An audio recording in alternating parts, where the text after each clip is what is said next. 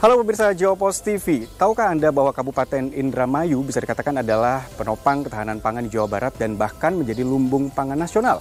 Setiap tahun produksi padinya melimpah dan ini menjadi satu potensi besar yang harus bisa dikembangkan.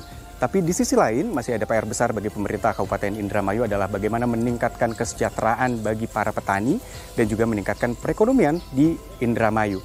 Apa saja kira-kira langkah dari Bupati Indramayu Luki Hakim untuk bisa mewujudkan ini? Ikuti perjalanan saya di Desa Wanasari, Kecamatan Bangu 2, Kabupaten Indramayu hari ini.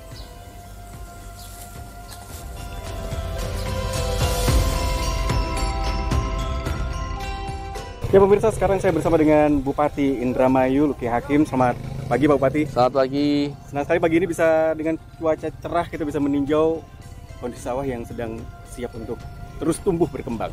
Alhamdulillah. Ini kalau saya tahu memang Indramayu sebagai lumbung pangan nasional. Pak Bupati sendiri juga sepertinya fokus terus untuk meningkatkan produksi pertanian di Indramayu, tidak tergiur untuk mengganti fungsi lahan ke industri dan sebagainya. Sebenarnya arahnya kemana ya Pak Bupati? Ya, sebenarnya saat ini Indramayu sebagai lumbung padi nasional, kita punya hamparan luas, sawahnya itu banyak sekali. Produksinya bisa sampai 1,8 juta ton per tahun.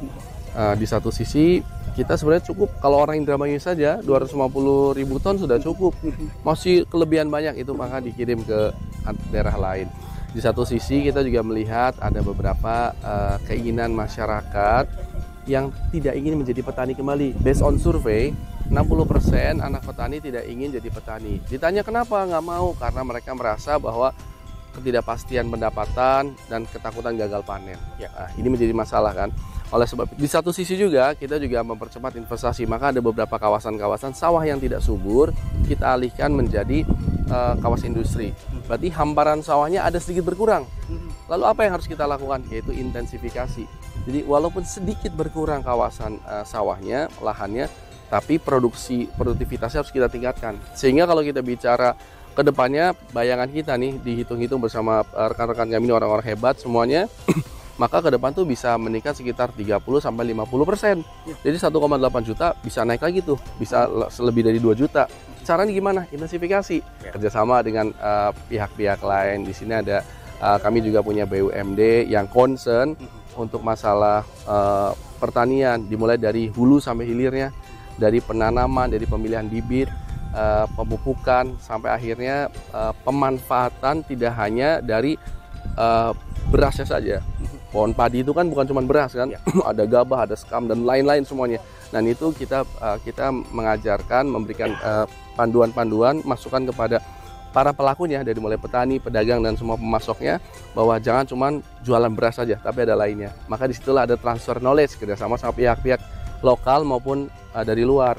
Para ahli-ahli didatangkan bekerja sama bagaimana caranya supaya pertama menurunkan cost produksi diturunkan, biayanya, lalu dilihat ketika bulir padinya lebih banyak ataupun anak padinya juga lebih banyak. Terus setelah itu kualitasnya dan tentu saja bagaimana sistem kerjasamanya atau sistem alur distribusinya. Jadi jangan berjilid-jilid dengan dari tangan ke tangan sehingga akhirnya petani itu jualnya murah tapi di pasar tinggi. Tinggi. Nah, kita mau memotong mata rantai itu. Termasuk juga pupuk-pupuk juga seperti itu. Pemerintah pusat saya sudah tahu bahwa Presiden Prabowo itu ingin memangkas semua jalur distribusi yang bertele-tele, langsung singkat semuanya. Nah, itu kita kerjasama antara Pemda, Pemprov dan pemerintah pusat dan juga BUMD, BWI di sini dan juga pihak-pihak lain. Saya tertarik dengan pernyataan dari Pak Bupati bahwa anak-anak petani seharusnya juga bisa melanjutkan untuk usaha pertanian ini di Indramayu. Termasuk juga saya ingin nanti juga bertanya apa sebenarnya langkah-langkah ke depannya. Apakah ada investasi dari dalam maupun luar negeri yang akan dibawa ke sini untuk pertanian? Tapi coba kita bergeser ke sana dulu Pak Bupati. Mari.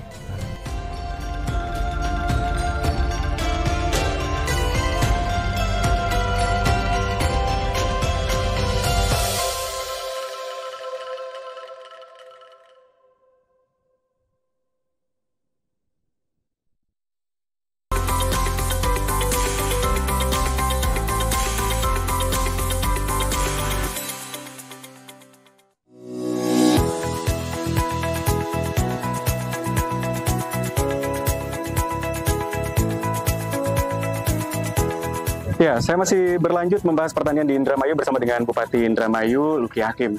Pak Luki, mohon izin nih, kalau tadi Pak Luki sempat membahas di segmen berikutnya bahwa regenerasi pelaku tani ini kan juga harus menjadi perhatian, Pak. Ya. Saya dengar kemarin sebenarnya ada upaya untuk melakukan semacam pelatihan untuk para petani muda. Apa saja sebenarnya programnya dari pemerintah kabupaten? Ya, jadi didasari dari hasil survei yang melihat bahwa minat anak petani enggan untuk menjadi petani.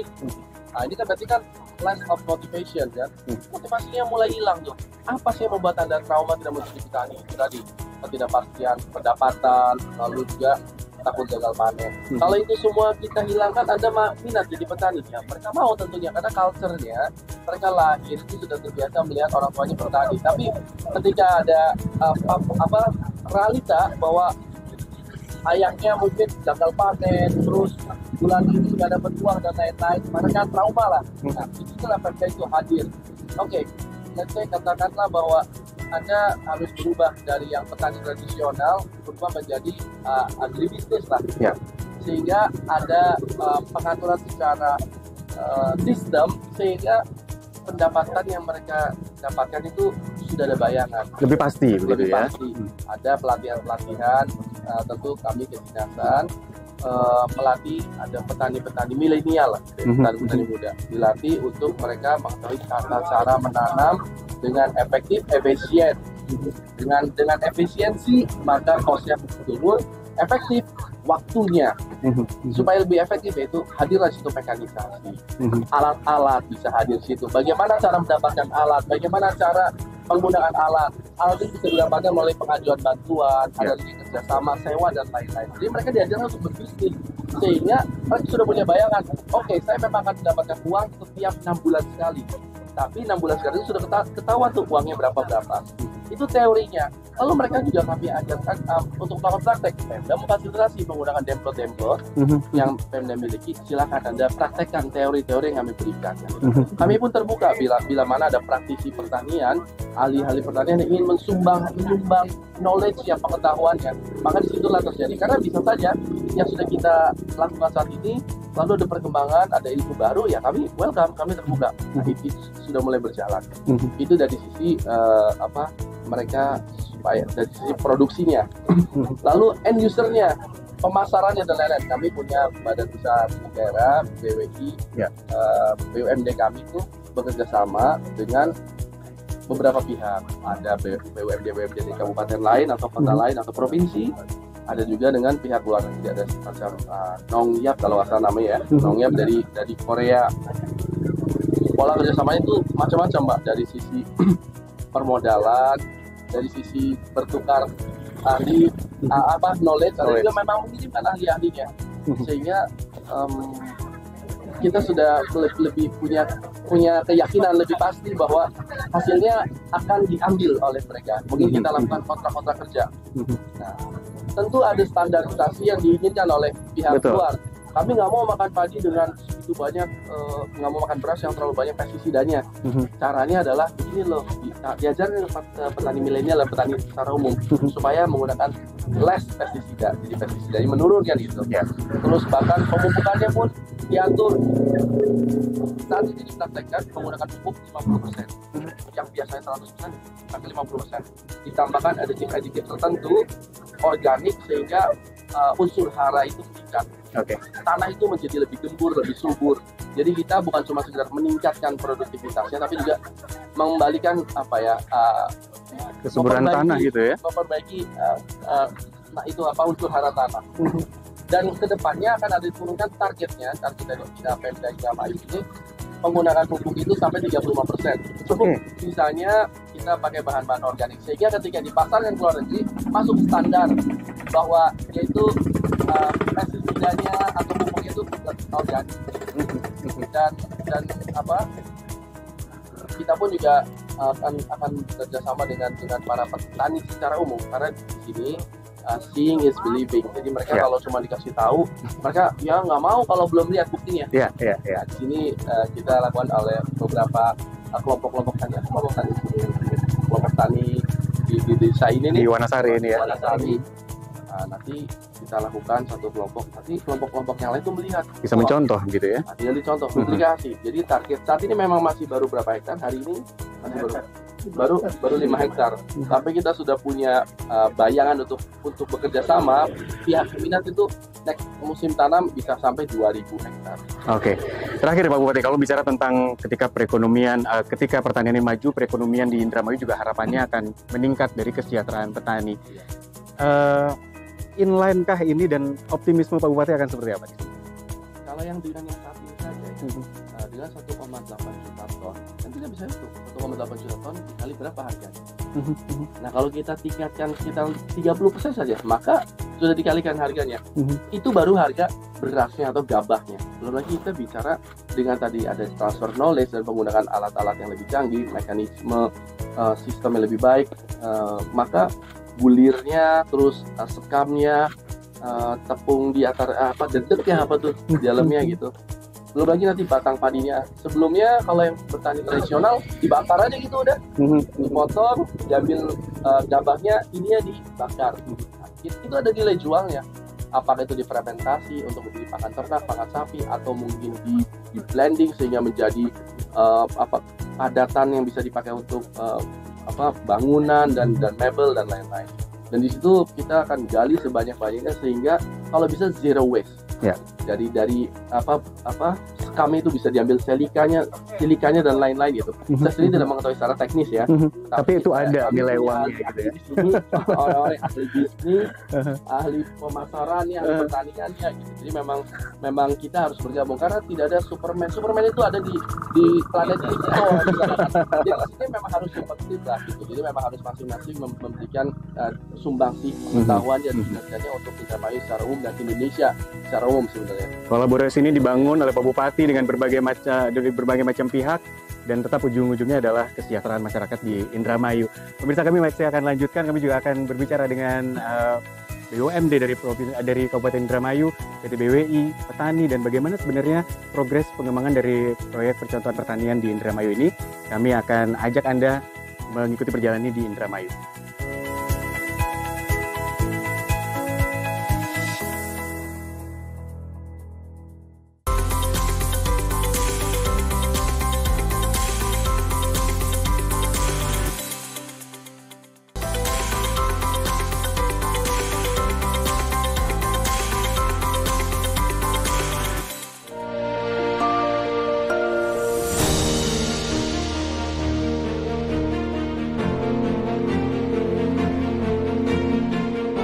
Ya pemirsa, pemerintah Kabupaten Indramayu tentu memiliki strategi-strategi untuk bisa memajukan sektor pertanian termasuk untuk bisa mensejahterakan petaninya. Di sini saya bersama dengan Direktur Utama PT BWI yang bisa dikatakan sebagai representasi dari pemerintah Kabupaten Indramayu juga yang cukup berperan untuk bisa meningkatkan produksi pertanian di Indramayu.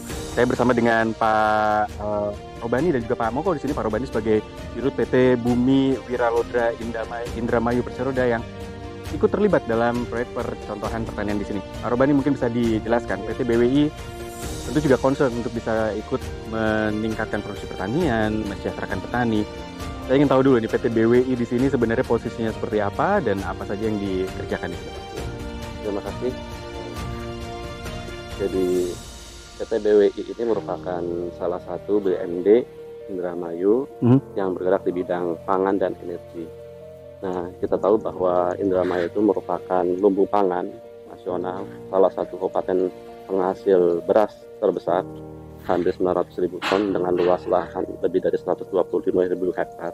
Tetapi kondisi petaninya kurang baik, terbukti dengan angka kemiskinan di Indramayu yang masih tinggi. Yang itu kemudian Pak Bupati menyampaikan kepada kami, itu PR kita hari ini. Bagaimana caranya agar para petani ini lebih sejahtera dibandingkan dengan hari ini. Dan PT BWI dalam hal ini adalah terlibat secara langsung.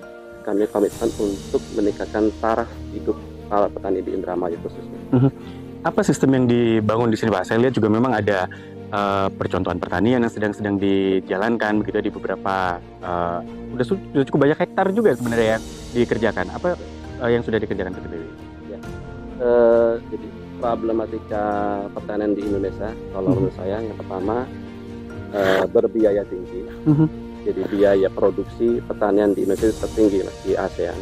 Yang kedua, produktivitasnya rendah. Gitu. Dan konsen kami di BW adalah bagaimana caranya agar biaya produksi pertanian di Indonesia ini semakin lama semakin turun. Yang kedua, bagaimana caranya agar PT BWI ini bisa meningkatkan produktivitas. Misalnya padi yang sekarang adalah di angka 6 ton, kita bercita-cita di angka 8-9 ton per hektar. Dengan begitu maka petani akan lebih sejahtera karena dengan biaya produksinya rendah dan bisa menghasilkan hasil yang lebih besar.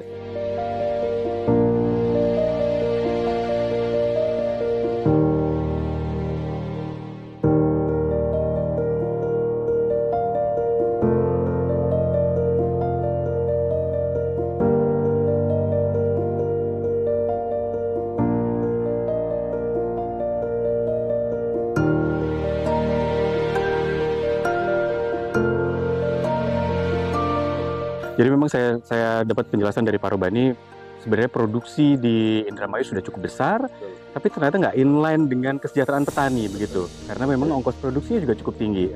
Strategi ini dijalankan dan sejauh ini progresnya seperti apa, Pak? Ya. Nah ini yang sedang kita jalankan sejak 3 bulan terakhir.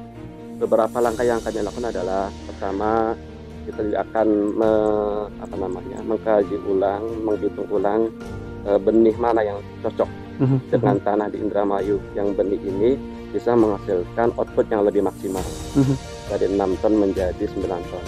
Setelah benih, maka kita juga memikirkan tanah yang ada di Indramayu. Kami sudah mengambil sampel lebih dari 100 titik di hampir semua kecamatan di Indramayu, menunjukkan bahwa fakta tanah sawah di Indramayu pH-nya maksimal di angka 4,5. Itu sangat asam. Saya pribadi sangat khawatir dengan kondisi ini. Kalau dibiarkan berlarut-larut, bisa jadi 5-10 tahun kemudian sawah di Indramayu sudah tidak subur lagi. Maka kita memberikan solusi dengan memberikan atau mencoba pupuk yang ramah terhadap lingkungan, terhadap tanah, sekaligus juga bisa meningkatkan kesuburan tanah. Itu yang kedua. Yang ketiga, kita juga akan menyiapkan peralatan atau alsintan yang bisa meningkatkan rendemen dari gabah. Kalau hari ini rendemen gabah di Indramayu itu di angka 55-62%, maka kami bercita-cita ke depan harus di angka 70%, sehingga rendemennya naik, maka hasil pertanian pun akan meningkat. Gitu. Yang keempat, kita juga nanti jangka panjangnya ingin memberikan solusi di off-farm-nya, di pasca panennya. Kita akan mengolah semua produk pasca panen ini, baik dari jerami, dari sekam dan lain-lain, menjadi produk yang bernilai. Dan itu juga akan meningkatkan nilai tambah bagi petani. Ini berarti BWI juga berperan dalam pendampingan ini ya, Pak? Betul. Ya, lupa satu lagi, kita juga ingin meningkatkan pengetahuan para petani terhadap ilmu pertanian itu sendiri. Maka yang kita lakukan adalah menurunkan banyak para ahli pertanian dari Indramayu maupun dari luar untuk memberikan insight baru bagi para petani tentang pertanian yang lebih baik lagi. Ada mungkin lebih dari 100 ahli pendamping yang akan kita turunkan di awal-awal ini.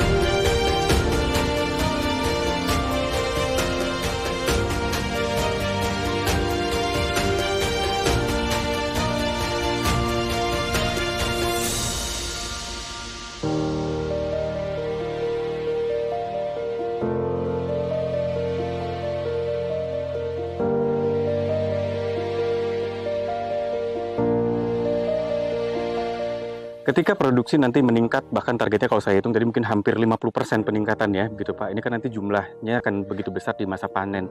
Peran PT BWI juga untuk bisa menjaga harga ini tidak jatuh begitu Pak, supaya petani juga bisa tetap terjamin gitu ketika panen, tidak ada kekhawatiran terhadap harga seperti apa? Betul. Untuk harga gabah ini memang insya Allah akan dijaga oleh Pak Presiden langsung ya, dalam hati Pak Prabowo. Ya, kalau hari ini di angka 6.500, kita akan jaga itu.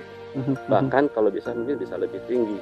Tetapi kita punya nilai lebih adalah kita akan mengolah di pasca panennya, di off-farm-nya. Sehingga meskipun harga gabahnya tinggi, kita akan mendapatkan benefit dari off-farm-nya tadi. Dan ujung-ujungnya petani akan mendapatkan benefit yang lebih. Kalau selama ini kan produk-produk limbah seperti sekam, jerami dan lain itu dibuang bahkan dibakar begitu saja, bisa mengotori lingkungan, udara, lingkungan. Nah itu akan kita olah ke depannya. Jadi kekhawatiran petani ketika masa panen itu juga bisa dikatakan bisa sangat diminimalisir atau bahkan dihilangkan begitu Pak. Dan hasil-hasilnya bisa lebih maksimal, bahkan produk-produk yang tadinya dibuang percuma bisa punya nilai kembali.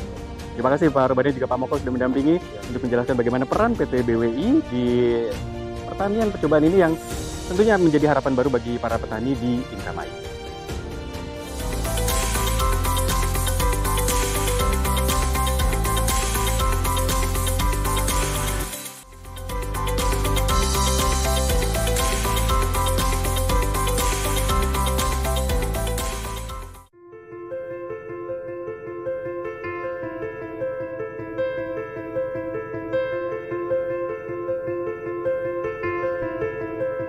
Ya pemirsa, kalau bicara tentang perubahan sistem pertanian ini menjadi percontohan ya. Pak Joni dan saya bersama dengan Pak Joni yang ini adalah tim dari percepatan pembangunan di sektor pertanian dan ini adalah salah satu proyeknya begitu ya Pak Joni. Tentu ada perubahan Pak, perubahan dari sistem pertanian, mengajak petani juga untuk merubah cara bertaninya. Sebenarnya kalau Pak Joni bisa detailkan perubahan-perubahannya apa saja nih Pak? Dari mulai awal panen sampai mungkin nanti, awal tanam maksud saya sampai nanti mungkin panen ya. Jadi memang kita buat perubahan yang nggak biasa dikerjakan oleh masyarakat petani di Indonesia. Jadi biasanya yang diperhatikan cuma pupuk. Tapi kalau kami sekarang lebih konsentrasi karena tanah pertanian di Indonesia ini selalu dihajar sama kimia. Sekarang ini kami benerin tanahnya dulu. Harapannya karena negara tropis ini, dia ngandung 70% udaranya sudah ngandung nitrogen yang biasanya seperti urea. Nah harapannya dengan tanahnya bagus, kebutuhan pupuknya jadi selalu turun. Karena target kami setiap tahun biaya pemupukan atau pemakaian pupuk itu akan menurun 5% setiap tahun. Sehingga di proyek ini sudah mulai dikurangi? Kami sudah pakai di proyek ini hanya 50% kebutuhan ureanya. Gitu, Pak. Selain itu, ketika itu dalam proses penanaman begitu ya, dan ini tumbuh juga masih tetap relatif terlihat, saya yang awam melihatnya bagus juga kok meskipun pupuknya Pak Joni bilang sudah dikurangi 50% demi menjaga kualitas tanah. Selain itu apalagi nanti ke depannya Pak? Jadi selain kita memperbaiki tanah, yang kedua kita memperbaiki unsur hara pemupukan, kita terus akan kontrol. Kami siapkan tim.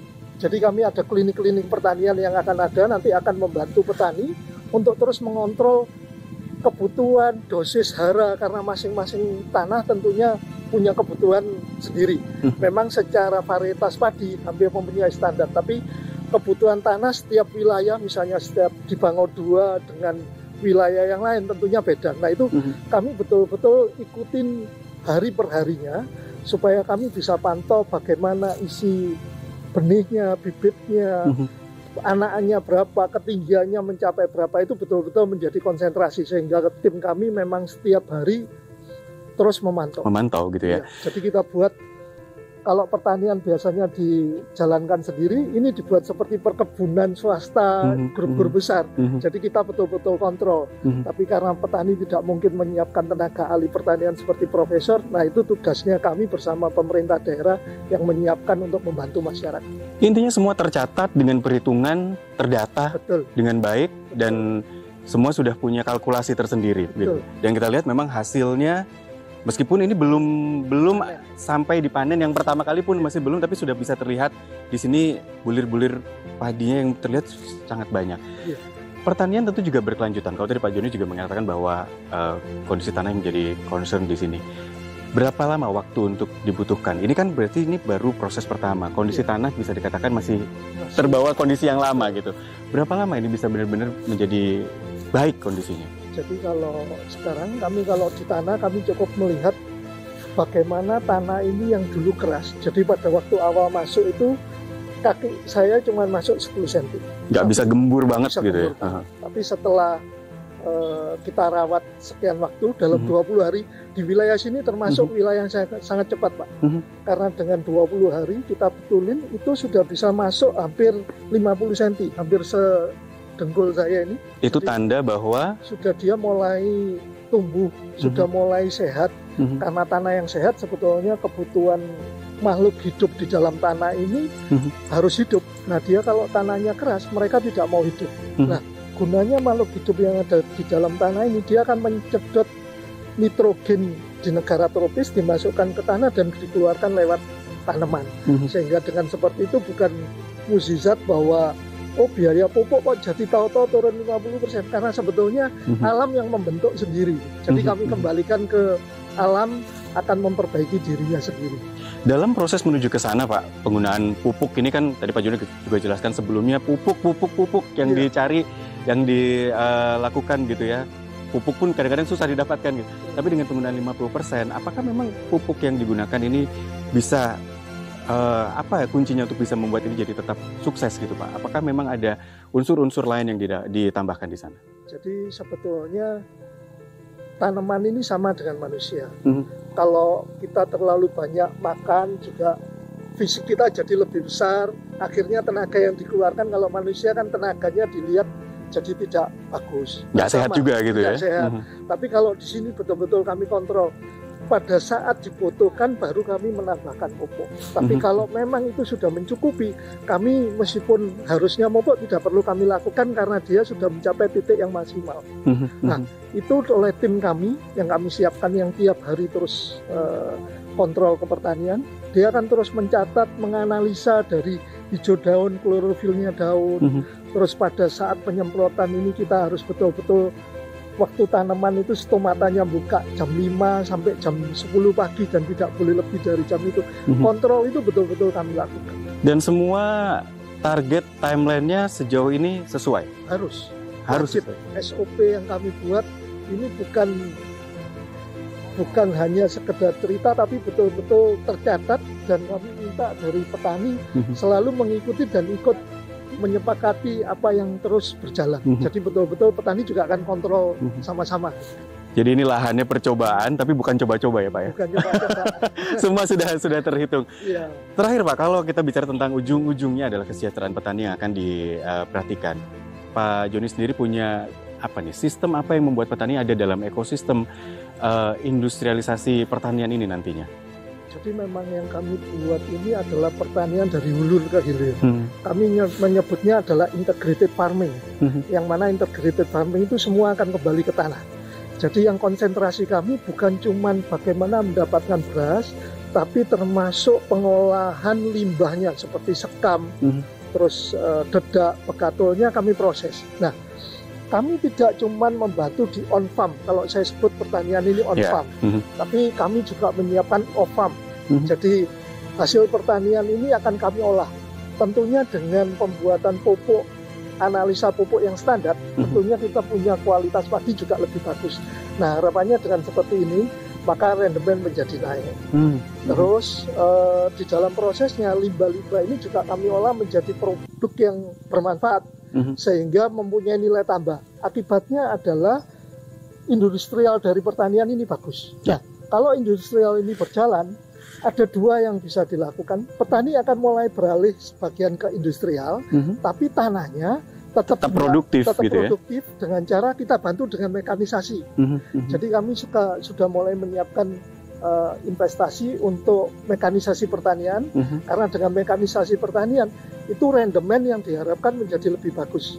Misalnya kita kalau panen biasanya kita pakai sabit, dengan kita pakai combine harvester itu naik 10% otomatis. Itu salah satu contoh di pertanian. Tapi kalau di dalam penyemprotan misalnya kita pakai drone, itu akan lebih serempak, karena satu drone dengan kapasitas tertentu kita bisa mencapai dalam 1 jam itu sampai 45 hektar.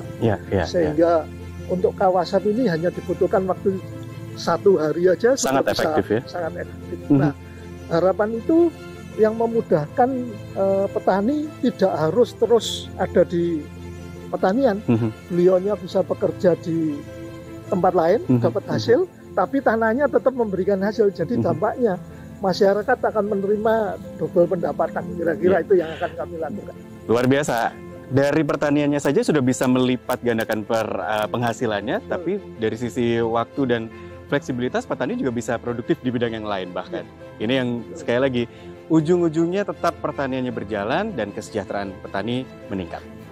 Karena menurut kami, siapapun orangnya, siapapun pimpinannya, pertanian ini betul-betul harus diperhatikan, karena ini makannya masyarakat. Kalau petani dirubah betul-betul menjadi yang ditanam bukan padi lagi, yang ditanam besi, lama-lama kita bisa mau makan apa ini kita? Mau makan apa gitu. Inilah yang dilakukan di Indramayu, pemirsa.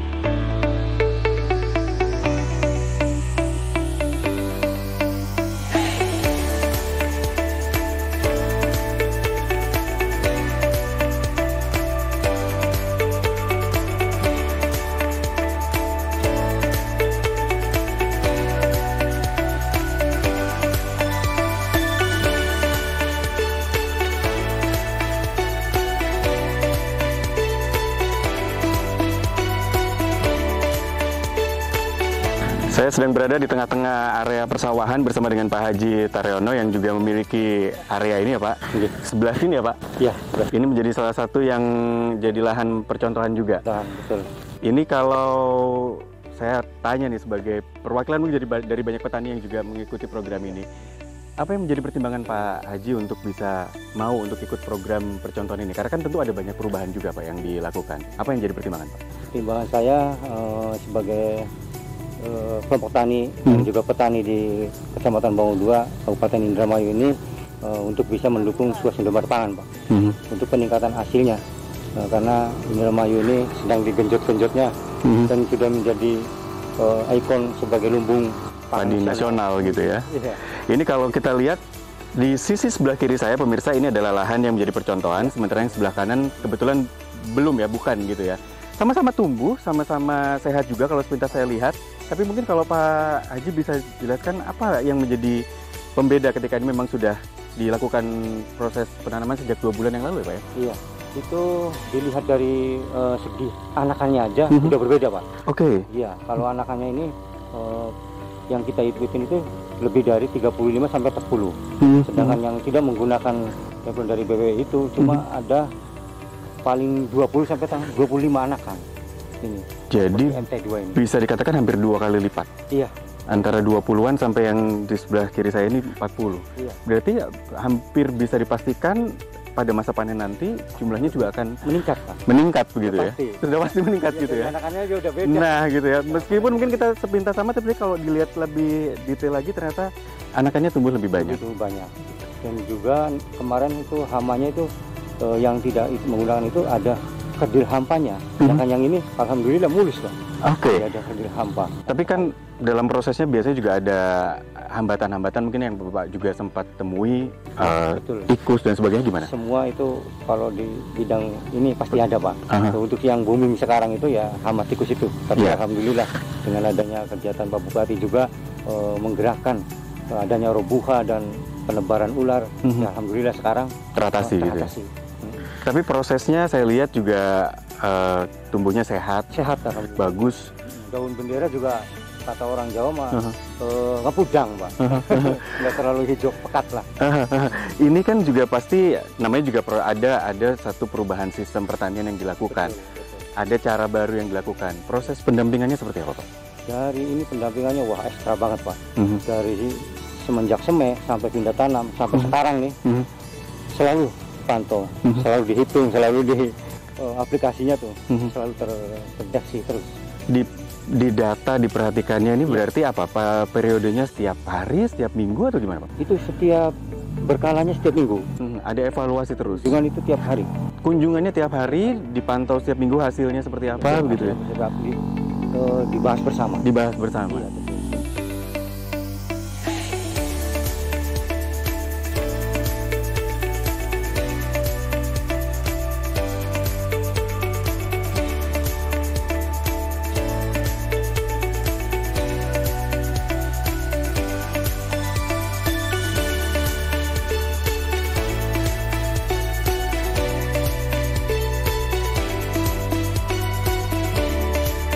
Hasilnya bagus Pak sejauh ini. Ini nanti ketika panennya melimpah, yang saya khawatirkan, petani juga biasanya khawatir ketika padi hasilnya banyak, harganya jeblok misalnya seperti itu. Kekhawatiran itu gimana Pak? Mengingat pemerintah Kabupaten Indramayu juga sepertinya komitmen untuk hadir bagi petani. Betul. Menurut saya sebagai petani, alhamdulillah, baik itu dari pihak bulognya dan juga pemerintah sudah semakin siap kalau di masa panen itu penyerapannya Pak. Udah, jadi saya nggak khawatir. Jadi udah dengan harga HPP yang lebih sekarang yang lebih standar gitu. Jadi udah ada bayangan bahwa hasil yang nanti juga banyak, tidak perlu ada bayang-bayang ketakutan harga ini akan jeblok. Karena kalau dulu-dulu gimana Pak? Kalau dulu memang ya itu di harga HPP yang kemarin rendah, akhirnya petani juga pas penyerapan bulog juga nggak nyerap. Oh ya, petani itu was-was Pak. Jadi begitu hasil panen, pasca panen nggak ada yang nyerap. Padahal panennya bagus. Jadi sama aja kurang bisa membahagiakan kita petani Pak. Tapi kondisi nanti dengan sistem yang ada, tidak hanya sistem pertaniannya berarti, tapi bahkan sampai pada saat panennya juga diperhatikan. Iya, diperhatikan Pak. Alhamdulillah. Ada kepastian bahwa ini harga panen nanti bisa dibeli sesuai dengan aturan yang ada seperti itu. Malah lebih Pak sekarang. Bisa jadi lebih baik. Jadi lebih baik Pak. Kemarin itu HPP sudah 65 Pak. Ini sekarang aja sudah 71, 72 sampai 73. Itu lebih dari HPP. Ini berarti petani tersenyum betul ya Pak? Tersenyum betul Pak. Karena kalau Indramayu hasil panen melimpah itu kan ya bisa dikatakan dari tahun ke tahun sebagai lumbung pangan nasional hasilnya selalu banyak gitu ya. Tapi yang sebelum-sebelumnya berarti selalu ada kekhawatiran terkait harga.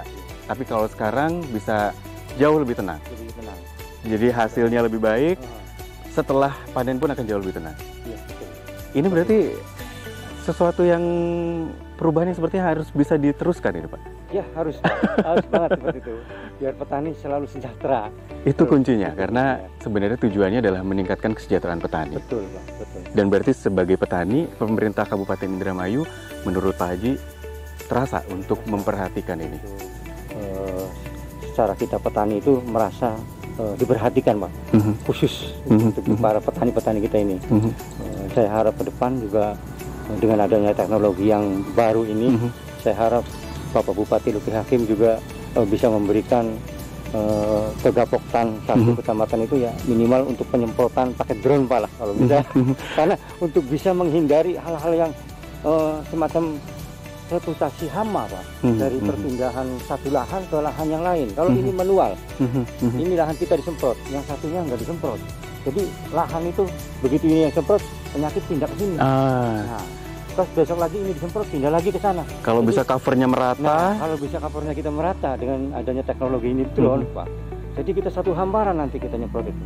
Jadi begitu penekanan hama, ya mudah-mudahan bisa tuntas gitu ya. Tuntas seperti itu Pak. Ini kedepannya berarti modernisasi itu memang harus ada gitu ya. Pak. Dan itu proyeksinya akan bisa didapatkan oleh petani di Indramayu. Irigasi gimana Pak? Alhamdulillah ini irigasi dari hulu ke hilir, insya Allah sudah 90% Pak. Kalau nanti udah 100%, mudah-mudahan di sini bisa menjadi MT3 juga bisa Pak. Ini berarti yang saya perhatikan dari kawasan di Desa Wanasari ini juga memang irigasi juga terus diperbaiki dan dirapikan juga ya. Hulu ke hilirnya. Alhamdulillah. Jadi sekali lagi ini mengurangi kekhawatiran petani, dan ketika nanti sudah hasil panennya melimpah, melimpah bukan berarti harga anjlok berarti Pak ya? Betul. Melimpah adalah senyum bagi petani. Senyum bagi petani, harga stabil Pak. Baik. Betul. Bahkan lebih dari HPP terus ini. Nah ini dia ya, mudah-mudahan bisa terus menjadi lumbung pangan nasional juga dari Indramayu Pak Haji. Terima kasih Pak Haji.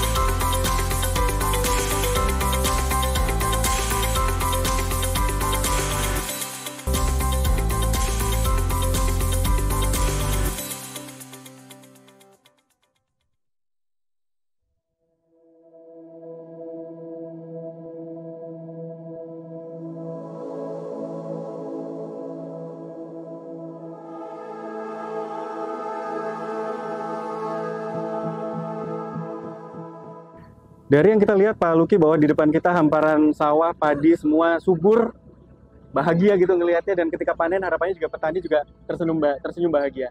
Tapi saya ingin tahu dari pandangan Pak Luki sebagai Bupati, ini fansnya banyak ini dia.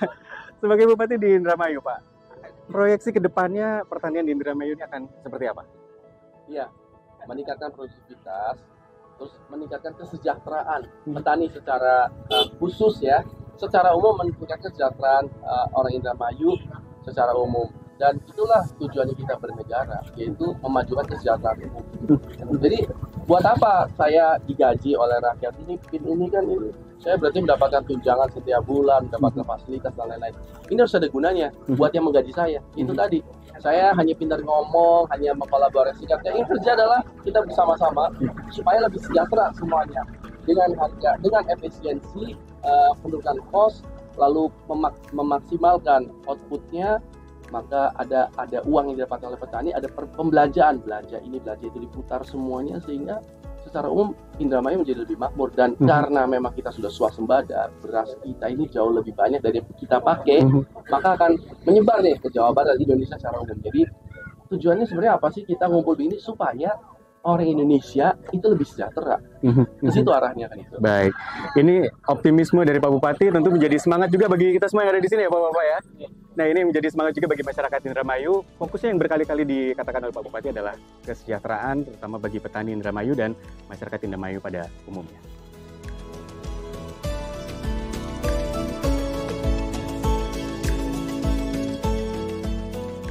Saya masih bersama dengan Pak Robani dan juga Pak Moko dari PT BWI, pemirsa, dan saya ingin tahu nih Pak Robani, kalau bicara tentang kolaborasi antara pemerintah, PT BWI, mungkin dari kelompok tani atau mungkin dari pihak-pihak lain, apa yang membuat PT BWI bisa berkomitmen agar kesatuan ini tetap solid dan program ini bisa terus berjalan, Pak?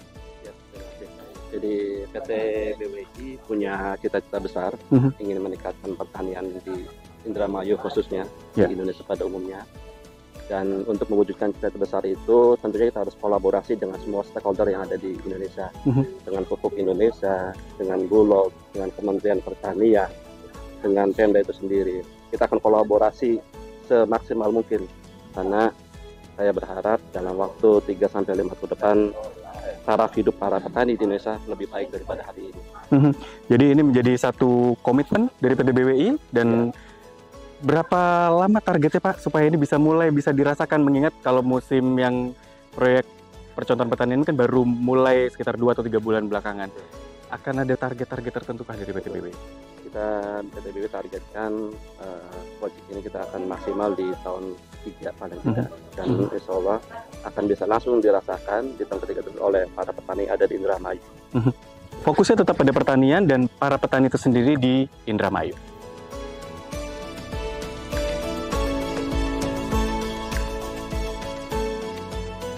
Ya pemirsa, program ini tentu memiliki konsep yang sangat baik, sudah diterapkan dan hasilnya juga terlihat cukup baik. Saya ke Pak Joni kembali, apa kunci suksesnya Pak, supaya program ini bisa memang terus berjalan dalam jangka panjang dan bahkan bisa terus tumbuh, lahan-lahan yang diterapkan untuk program ini juga bisa lebih banyak?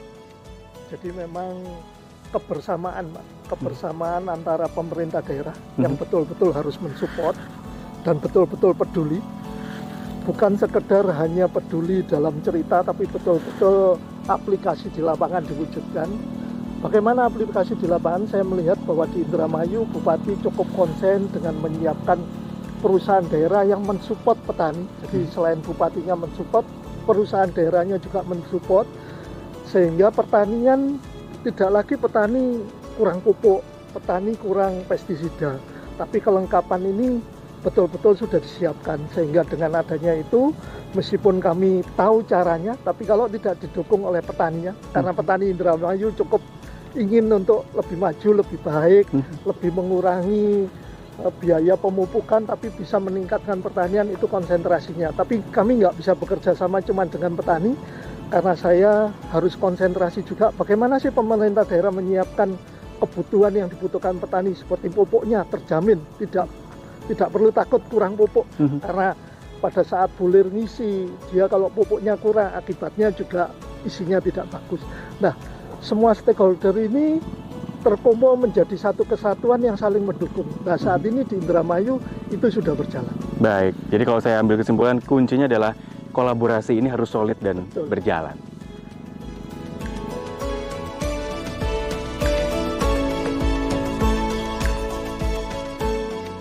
Saya bersama dengan Pak Haji di sini sebagai pemilik lahan, usaha taninya juga cukup lancar.